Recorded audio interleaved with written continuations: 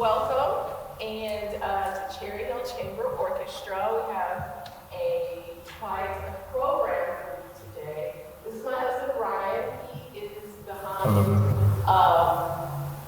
the story. I'm behind the music, and he's behind the story that you'll hear today. And part of our collaboration is finding new ways of bringing classical music and other forms of entertainment together. And I think we're doing a great job. Yes, it does test our relationship, but in a great way, actually. There's good testing and bad testing. This is good testing. It's actually good testing. He has some skill sets that I don't have, or I'm very small in, and vice versa. And so we lean into each other's differences, and it actually works out. Yeah, balances pretty well. Yeah, balances pretty well. So with that being said, I'm going to let him, as I think this, that's all partners. So, thank you. Yes, thank you. Thank you very much, Mr. So I will let him go, because do this. I've got to be the little man behind the curtain. Yes.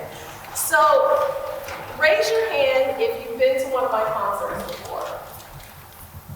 Awesome. And so those who have not, raise your hands. Okay, good. Welcome. This concert, if the music moves you, this is a hard, fast rule. If the music moves you, please move. If something is funny, please laugh. Even if we're playing, even if stuff is being said. If you want to sigh, if you want to emote, please do so. One of the things that bothered me growing up and being into classical music is I would hear like the second movement of some piece, and it was just gorgeous.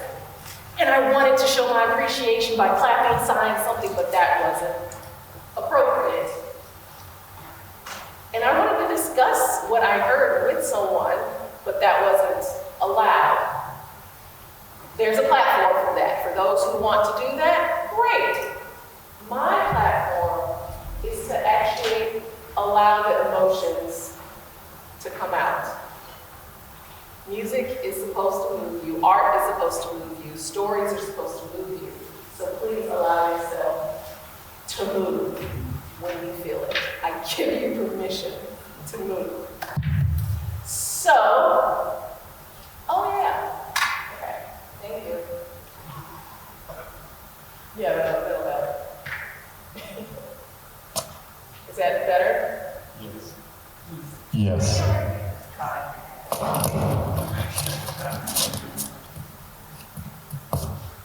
Okay. Better? Maybe? Okay. Yes, no, sure, okay. Yes. Okay. Also, this is an experiment. It's a work in progress. So there are going to be some times where I just forget my lines, and I'll laugh at myself. And anything can happen.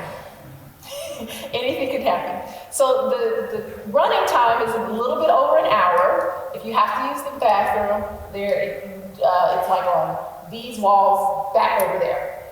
So get up, relieve yourself, whatever you need to do. But we're going to go straight through. Am I forgetting anything? So, oh yes, please silence your cell phones to get the optimum experience. The optimum experience. Okay. I feel that this is going to fall again. Okay. All right.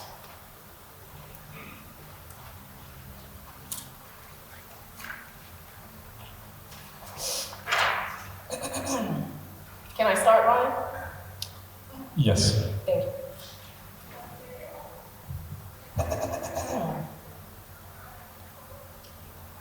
Lebec is Lebec. Who is Lebec, you ask? Are you kidding me? How could you not know Francois Lebec?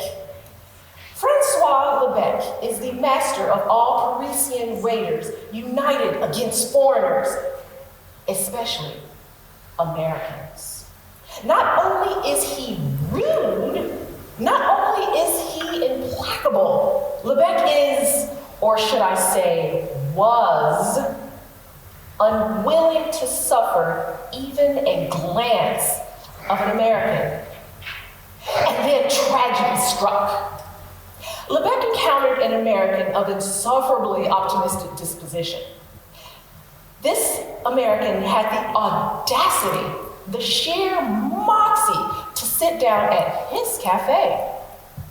Lebec did his very best to ruin the Americans' je ne sais quoi, their absurd joie de vivre, their obnoxious positivity.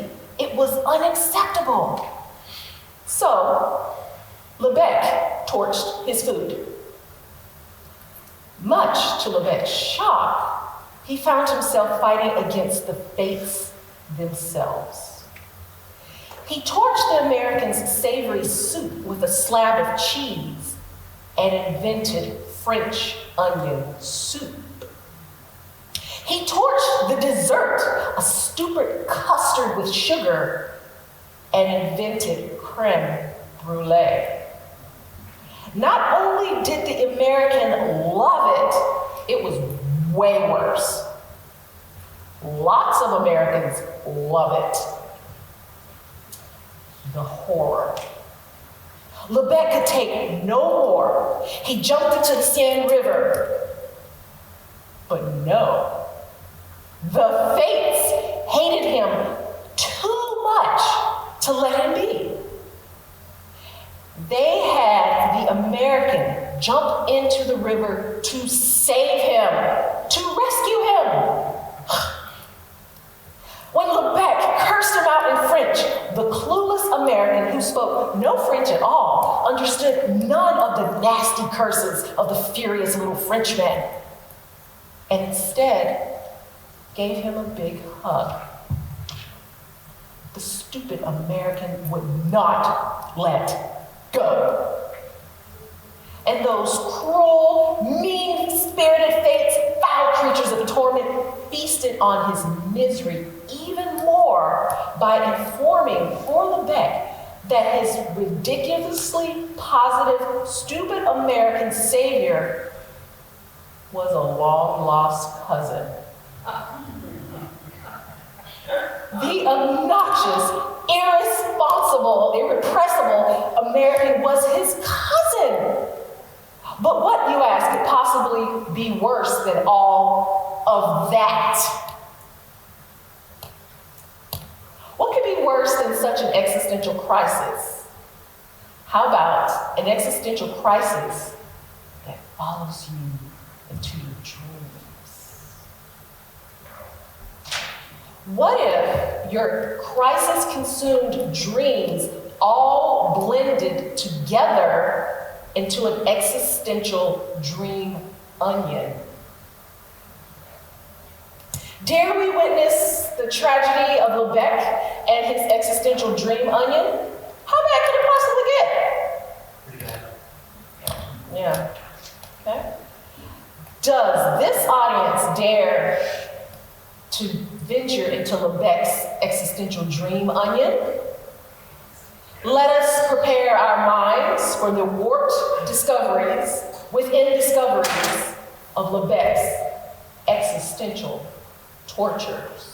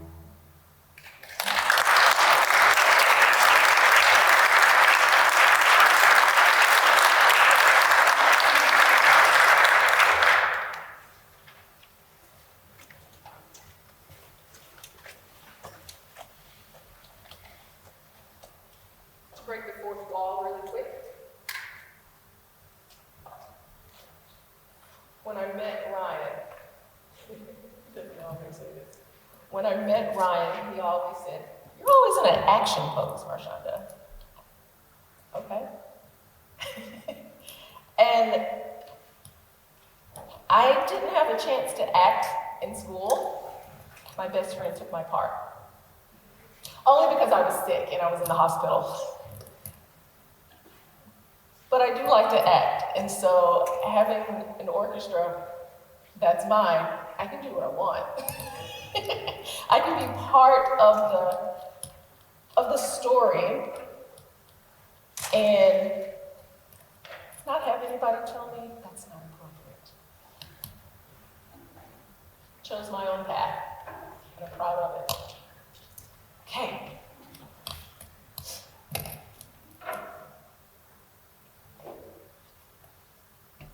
I don't know what you all are going to see. That's part of the fun for me as well.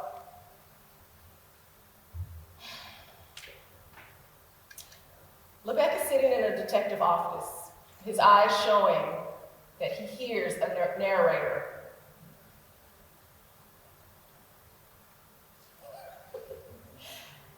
After falling asleep, Lebec appeared in the first dream of the night, finding himself in a detective's office like in an old film noir movie. His tightly clenched buttocks and sweaty brow under massive, excessively hot stage lighting. There, in the shadows of the office, a presence could be felt in the darkness, waiting, just waiting, as if for the cue card to begin the scene. And then Lebec saw his line. Hello? Is anyone there? Labique, Frankie Labique. The last name's French. Glad to meet you. Oh no, not you again. Wait, you pronounce our last name Labique? Of course I do. Everybody in the Americas pronunciates it like that. I'm a proud of my French heritage. I'm a proud Labician, don't you know? Just like you. Your English is English really your first language? Why, sure. We all pronunciate it that way. Listen, don't look so hard at the cue cards so they make us redo the scene, champ. You think too hard and then the pink guy gets you. The pink guy? Yeah, the pink guy gives you the slip, and when you get the slips, you don't get no French onion soup, no creme brulee. You don't want to get the pink guy, I'm telling you. I don't want the pink eye? You don't want that either. Ain't nothing ever good come from getting a pink eye. Listen up, Francoise, we gotta find those recipes. Before the pink guy gives us the slip, it's a mystery. I'm the detective. Yeah, detecting is what I do, and what I am doing here.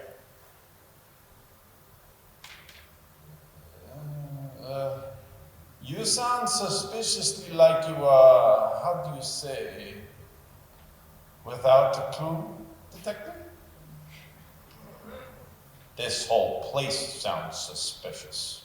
Like there's a bunch of very suspicious people watching us right now. Right. Okay, so we gotta find this pink guy so he stops giving us the slip and get those recipes. You're wise, French wise. We gotta go. Francois Lebec and Frankie Labique ran out of the detective's office in search of the secret recipes and to give the slip to the pink guy. Wait. Cut. You got the lines wrong. It's the pink guy, not the pink eye. You gotta make sure he doesn't give us the slips, and you got the whole thing backward. I said pink guy. I'm not doing this over again. But you're pronunciating it all sideways and topsy-dozy. Just read the cue card. Topsy-dozy? I don't see how you're even saying those words without breaking your mouth. Who is that? It's just the narrator. I mean the conductor. Excuse me? A disembodied voice named narrator? No, you doofus. It's Marshunda, like under. You get it now? What's a disembodied Marshunda? Like a ghost? Careful. You don't want to get her starting using that Tennessee drawl coming out. The uncomfortable duo ran from film noir scene to film noir scene. High contrast blacks on whites and whites on blacks. Either you could see everything and there was nothing there, or you could see nothing and the nothing stared back at you.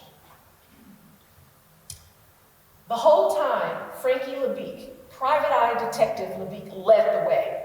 From corridor to corridor, absurdly optimistic and pausing in ridiculous action poses. Terrified, LeBeck stayed close behind and ending up running into LeBeak when he stopped up short for yet another infuriating, stupid action pose. It's called acting. The narrator was not impressed with this acting and began to be a little bit more understanding of why Francois might have torched Frankie LeBeak's meal. Through the streets they traveled, followed through the black and white expanses by a pink shadow.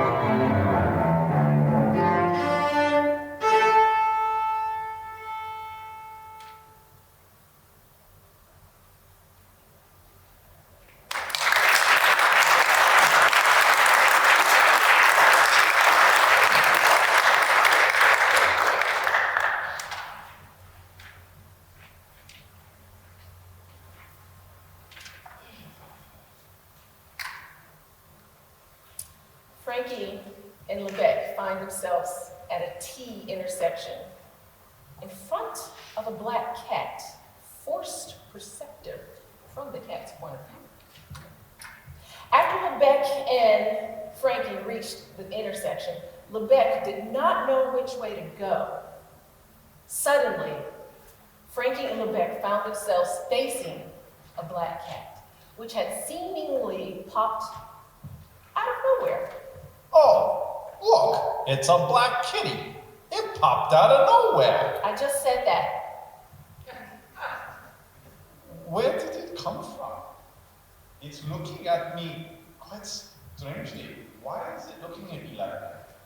It was a black cat of indecision. Hey, you know what? I think it might be a black cat of indecision. I just said that. It's true. She said that already. Yeah. Nice kitty. Which way are we gonna go, Lebec? I don't know. And with that statement, suddenly one black cat of indecision became two cats of indecision. Hey, look! Now there's two black cats of indecision. I just said that. She did, you buffoon. Stop repeating her, and I still don't know which way to go. And with that statement, there were now three cats. Hey, look! No, you don't. Not again. No more repeating the Mashanta. Thank you, Lebec. Unfortunately, despite the fact that Frankie had been repeating what had already been stated, Lebec's indecisiveness created more black cats and more black cats and more black cats until... What are we gonna do with all these black cats of indecision? I don't know, Frankie. Stop asking me that. You're making it worse. I need to know what they want. Well, maybe you could pet them? Yeah.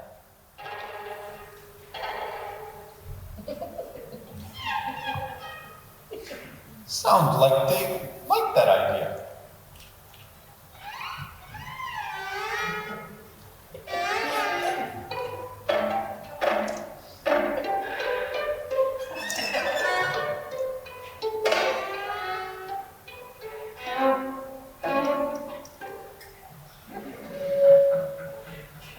I'm trying to pet them all, but there's too many of them to pet. Help me, Frankie. So Frankie started petting the cats too. No, I didn't. I don't want to. And yet Frankie did start petting the cats because otherwise he wasn't being very helpful in being the plot device designed to keep the action going forward and would have to exit the dream onion altogether on account of his own self-centeredness. Fine. Here, little indecision kitty, have a pat on the head. Hey, you know what? There may be a lot of them, Francoise, but they're kind of cute. You should give them names. Stuff like Up After Midnight, Dark Thoughts, My Personal Insecure Kitty, IRS Tax Audit Looming on the Horizon. Look, Frankie, they're disappearing. And it was true. By identifying the cats of indecision and giving them pats on the head, the cats were acknowledged and went about their business. And who figured out that they should be given names? And it was all thanks to Frankie LeBeak, ace detective, private eye, even though he originally didn't want to help in the first place. Lebec felt strangely better having acknowledged, petted, and having named the cats. And as annoying and obnoxious as Frankie LeBeak was... Hey! Well, she's right, you know. As annoying and obnoxious and typically uninterrupting as Frankie LeBeak was, he had actually done well this time. I declare the solution to this layer nation of Francoise Dream Onion solve it.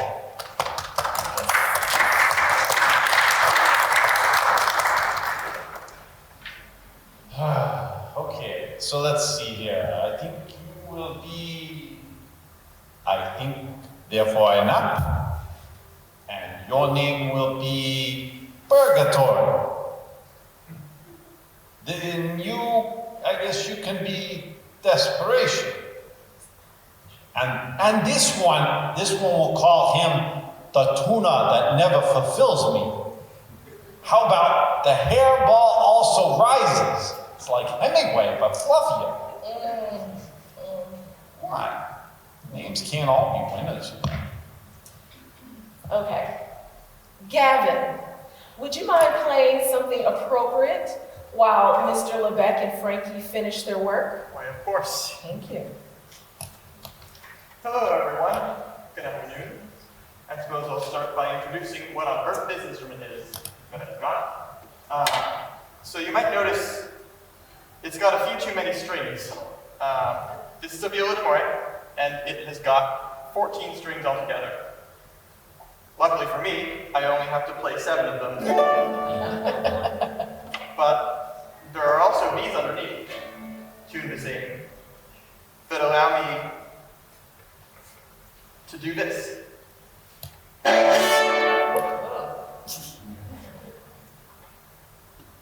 This instrument was first mentioned in 1679, and it became pretty popular among Baroque musicians in Europe. But unfortunately, by the time that the classical era was coming to an end and the Romantics started to expand the orchestra, instruments like this began to fall out of favor because they were deemed too quiet to compete with the orchestra. Luckily, the instrument has never quite been forgotten because composers continued to write for it on occasion, including Prokofiev in Romeo and Juliet, Puccini in Madonna Butterfly, and even an episode of Twilight Zone. And today, people like me are trying to bring this instrument back along with others. So, I hope you enjoy the sound, and I hope you enjoy my piece. And thank you to Martha and the Cherry Hill Chamber Orchestra for letting me play here.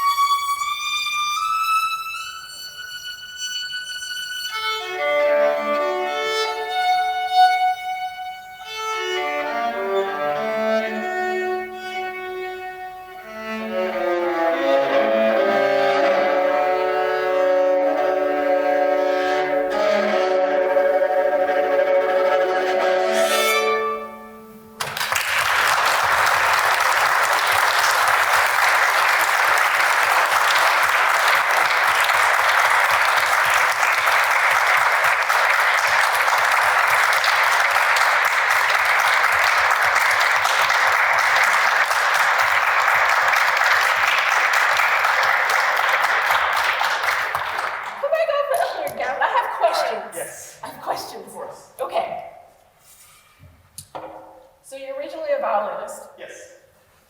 and a violin has 4 strings, Yes. and you're playing on 7. Yes. How do you keep it all together? It's a difficult thing to do. Hold on, let me grab my bow again. I mean, it took me a while to get used to the expanded number of strings. It's a nightmare too, as I'm sure you can tell. And it's in a completely different tuning as well. Oh. The violin is tuned to this. Right. And then viola. And then this goes lower. I learn something new every day. So it's got quite the range, and I can play a lot of different music on it. Even though it's tuned in the major chord, I can actually play in other keys as well. So even G sharp minor isn't too bad.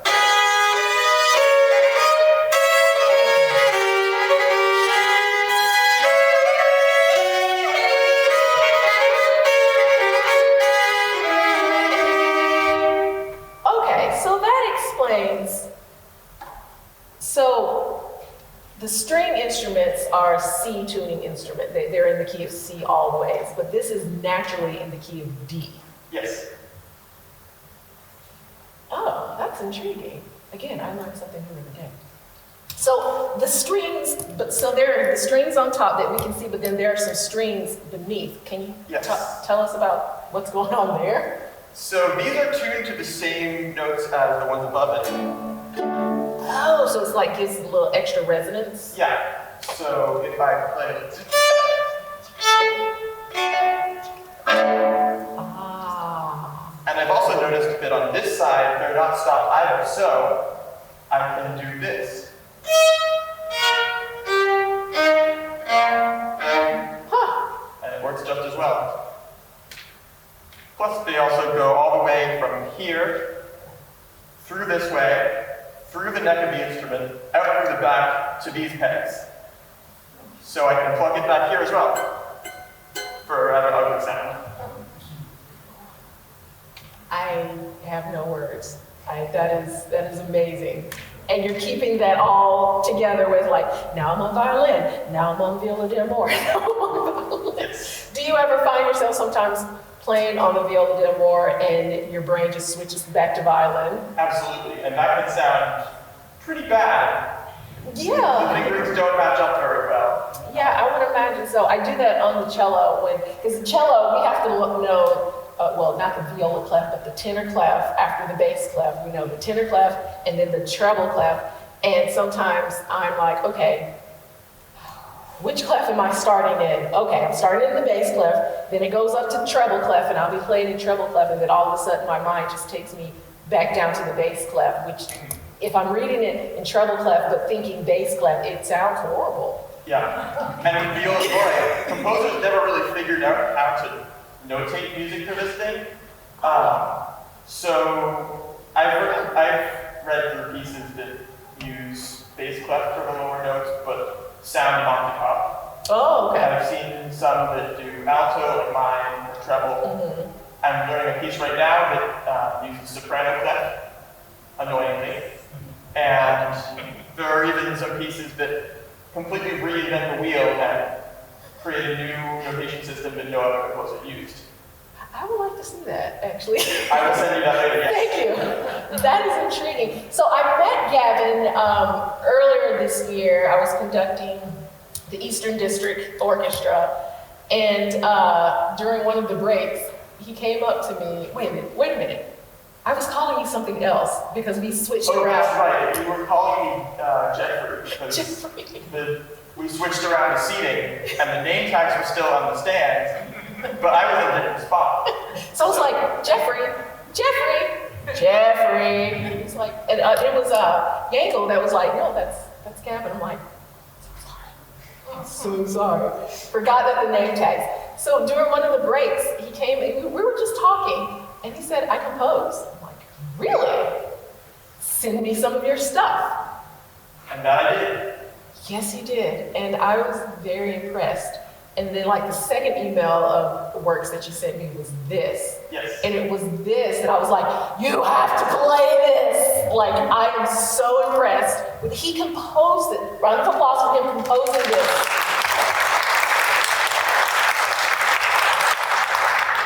I would like to step in here for a second too and thank Gavin as well, because the whole entire cat-sipping decision thing specifically came from your piece. So that whole entire Inspiration. aspect, yeah, that was completely inspired by your piece. So thank you for inspiring me. Yeah. So it's, yeah, exactly. Yes. May I have a seat? So Ryan and I, we find inspiration in a lot of things that we do. Yesterday, we had a performance in Lowell, same program. However, we had a violist performing a work by Alan Shulman, who is a deceased composer. He died in 2014, I believe, recently. And he made a viola piece because there aren't that many great viola pieces, so he made his own. And one thing about this theme and variation was it wasn't 1, 2, 3, 4, 1, 2, 3, 4. It had different rhythms and different meters, and it flowed, and then it was kind of discordant. And he loved it. He also knows you. Yeah, you all were in a Baroque something last year together, and so he knows you. I'll talk when you're wrong. And for that particular piece, we had ice cream. Yeah, because Yes, existential ice cream. Existential ice cream for him because he had themes and variations, so the variations on ice cream.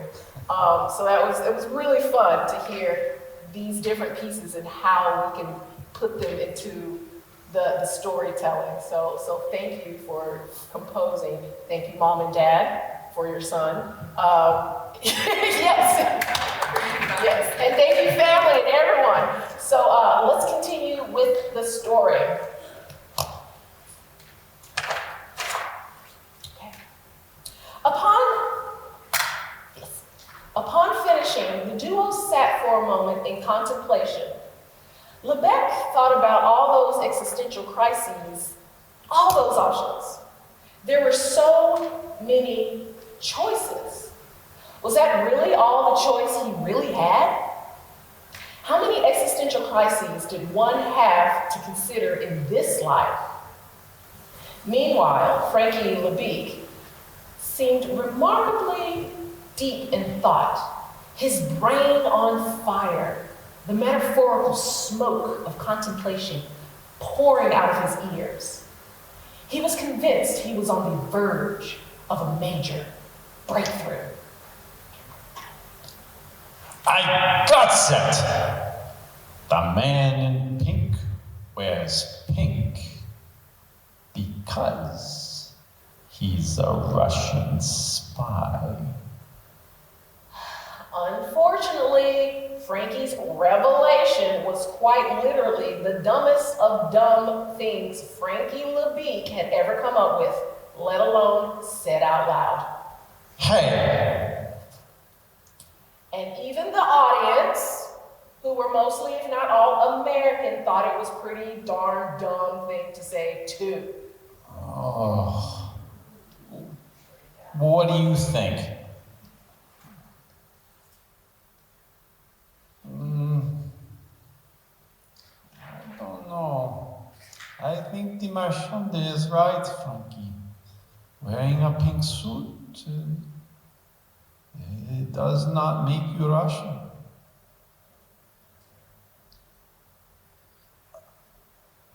Well, listen, I'm the detective here, and I say he's Russian, and he's Russian because he wears a pink suit, and it's actually a pretty cool thing to do to be able to pull that off wearing pink. I'm kind of jealous. Have you ever met a Russian before, Frankie? No, but that doesn't make me wrong. I'm the detective here, and detectives work on hunches. My detectivating hunches tell me he's a Russian spy. Oh, look, it's the man in pink over there. You mean the Russian spy? Whatever. He's got some lady with him. Quick, we should hide. So Frankie and Lebec hid from the man in pink. You mean the Russian spy? Whatever. They hid from the pink suit wearing allegedly Russian spy and the co-conspirator. It occurred to Lebec just briefly that they just traded existential threats with an actual identifiable labels for an existential threat that hadn't even proven itself to be an actual threat yet, let alone a real Russian spy. Hello, Marshanda? Do you think you could distract these two with some music so we could escape? I think we have something that will do the trick. Let's try some interesting dance music.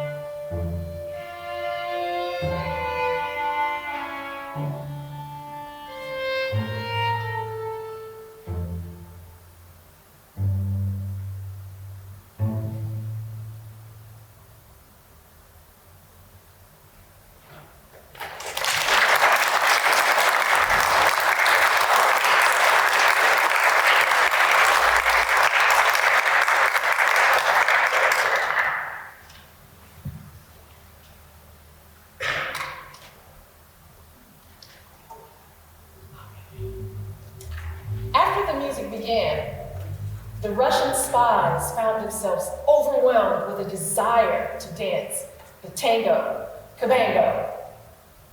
Don't ask me, Frankie insists it's a real dance in Russia. It's very popular, I'm telling you. You just don't know. Yeah, so anyway, after passionately attempting to dance the tango cabango, they turned out to be klutzes. Apparently also a common trait of Russian spies. Yep, it's also a common issue, and that's how he escapaded out of there. So now what, Mr. I know all about Russian spies in the Tango Cabango. Okie fanoki. I know we escaped those Russian spies. We gotta get to go in the have it better. So let's butter this croissant and get those like Franchies and this latte right out of the ball schmuck. Am I right? Or when I'm right? Or am I so wrong and came back to right again? Did anyone out there in the audience understand a word of that? Well, I think I'm pretty easy to understand. Okay, where in America are you from? Your English sounds like a bad catchphrase tried to drive a Monty Python skit blindfolded through downtown rush hour in a Sherman tank. Yeah, what she said. How about you use those fabulous hunches of yours to find yourself a getaway vehicle? I got a fabulous idea. And within seconds, Lebec and Frankie found themselves transported into a boat on the Seine River in France. Only it was a little different, and... Why am I holding a ridiculous huge spoon? Don't just sit there, French wives. It's time to spool-roll. Spool-roll? Yup. When you get yourself a genuine fine spoon that's big enough to be used for rowing, that's when you get to spool-roll across the Seine River with it. Isn't it just fantabulous? We're spool rowing in your lovely French onion river. Just look at how much French onion soup there is. Everything smells like cheese and onions, cheese and onions, cheese and onions. Hey, this is insane. No, it's insane. Your dad jokes are making my ears bleed. Hey, what do you expect from dad jokes? That's what they're for. Lebec did not have a counter for this. Ah-ha! That didn't make Frankie's jokes any better, though. Ah-ha! Lebec absolutely refused to spool row. So Frankie had to do it all by himself. But there was a problem because they weren't really in a boat. It was more of a bowl. So they were going around in circles. Your rowing is getting us nowhere. Well, it's not like you're helping, France-wise. I'm doing all the spool rowing by myself. Frankie Lebec rowed really fast on both sides, proving the point. All the bowl did was rotate one way and then the other. Listen, I won't spool row. That is stupid. But maybe I'd be willing to... To what? I guess I'd be willing to spool rudder. Spool rudder? So they tried it together, and it actually kind of worked. Well, sort of. It was a little wobble to and fro awkward. They were making progress down the Seine, even if it was a bit insane. As they continued to spool row and spool rudder, the little bowl turned into a boat. Lebec found himself regretting how hard he had been on Frankie. Here Frankie was trying to help him, even in his existential dream onion, even if he was a terrible detective, And even if he was 10 times worse at speaking English, his own language, than he was at detecting. And Frankie was also, could he admit to himself? Frankie was actually family. Somewhere in the background, there was sweeping music in the air.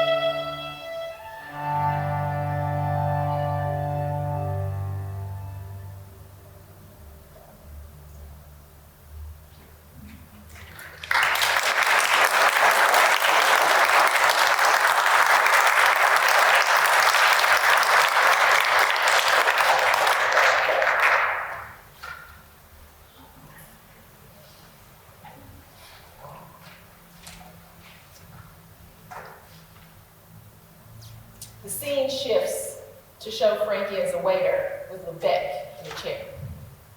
Welcome back, Francoise. Back to your cafe where we first met. Why are we back at the cafe? Why can't I stand up? Why is this menu stuck to my hands? Well, it's not completely true. This isn't exactly your cafe. It's the cafe of inversion, and you know what that means, don't you, champ? Please don't tell me. Yep. Well, it means that I gotta tell you, champ, because that's half the fun right there. You needs to tell me how to make that French onion soup and creme brulee so that I can make it myself. All I did was torture food, you imbecile. There is no recipe to that. Your recipe is nothing but a stupid flame. Aw, Francoise, we both know it was more than that. This time, I'm the waiter, and I'm the one who's waiting on you. I think you are taking this a little too literally. Litternaturally. It's pronounced litternaturally. Jeez Luigi, you got some strangled English, my dear croissant. I am not a pastry. Sure as you are, Francoise, a fourth croissant by blood, you and me. Croissant? You mean cuisine. I am your cuisine. You're not my cuisine. That's ridiculous. That's like saying you're food. That's dumb even for a dream, Francoise. Big guy, here, have a croissant. Have a croissant before the cook gets cranky. I'll even put some butter on it if you ask me nicely. Lebec stares at Frankie with the croissant stuffed into his mouth and with a little sadness in his eyes. Lebec developed a guilty pit in his stomach. One no-flaky croissant, even if you pronounced it croissant and put on a bunch of butter on it like Frankie suggested, was going to fill. Lebec had to accept that he had treated Frankie quite poorly, and short of the inverted roles where Frankie was the waiter and he was the customer, even with Frankie sitting on his lap. Even with Frankie butchering English, worse than the worst English he had ever heard, even after having a croissant crammed into his own mouth without his own permission, Frankie was still being nicer to Lebec than Lebec had even been to him. In the background, Lebec could hear the musical smells of his own completely unnecessary bad behavior fill the air as the man in pink who was cooking up Lebec's regret in the galley kitchen. All Lebec could do was sit.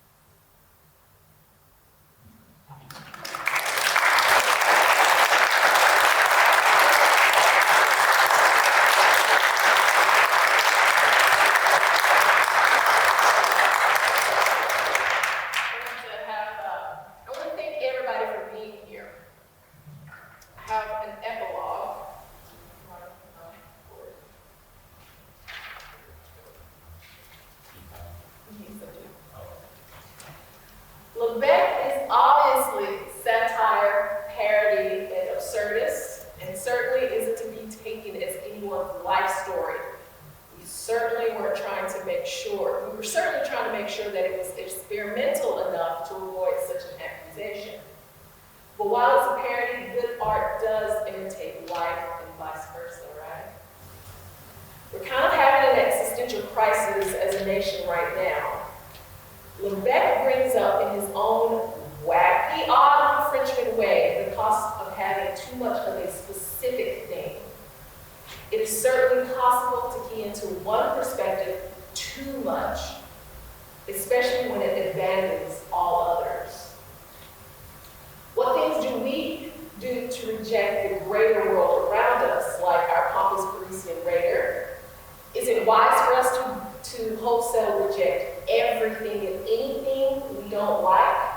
Or maybe even if it's just something we don't prefer? And if we do this to an extreme, in the end, will that rejection invert on us like an unintended existential dream onion, where the very people we sought to reject become our guides?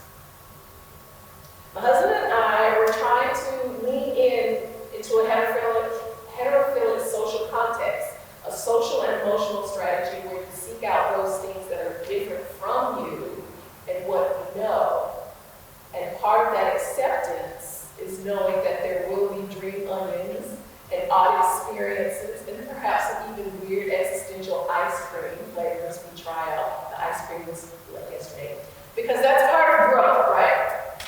You can manage a relationship with classical music as the same relationship if it's been for 100 years. Or you can lean into an experiment. The same can be said about our own lifestyles. Do we all expect to interpret life the same way for generation after generation after generation? Or do we look to breathe some new life into the world we live in so it doesn't get too stale? We hope you enjoyed this experiment. We certainly did. I know that Ryan really enjoyed butchering Levit's English.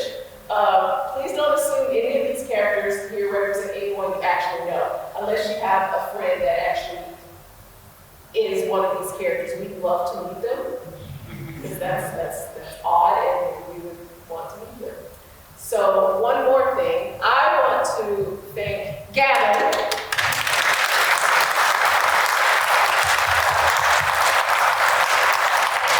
I want to thank the musicians for just being, and letting me have fun and have fun with them. They're all a great bunch of musicians to work with and to perform with. Yes.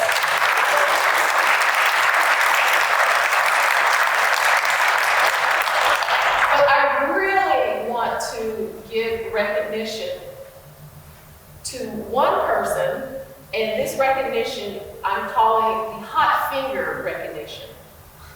The hot finger recognition is to a person who bought the first ticket to this show, and that's Rome Bosque. I think you should tell them just how fast he purchased this ticket. He purchased it so fast, as soon as I sent out like, hey, this is happening, he was like, boom. Yeah, it was like about 5 seconds or something. It was insane. It was pretty quick. And also it was Rome that introduced me to the pas de deux that we played, Julie and I played. So thank you. So again, I've learned lots of things from many musicians, and when they introduce me to new things and tell me the story about it or how they came to the music, that opens up another world of like possibilities. Oh, you thought this way about this piece. Oh, that's cool. Let me try that on. How does that music meet you? Because it's going to be different than it meets me. So thank you, Rome. Thank you, everybody. And I don't know what you're going to say. I have seen Marshando work with other musicians for quite a while, and one of the things I found is a lot of professional maturity that seems to go on when they're actually just practicing and so forth, and the way that they collaborate and to give each other helpful and positive critique of, say, well, what if we do it this way? Or what if we change this a little bit? And it's a wonderful thing to see how everybody collaborates together. I have a lot of respect for all the musicians that performed here. Thank you for your little voice. You're welcome.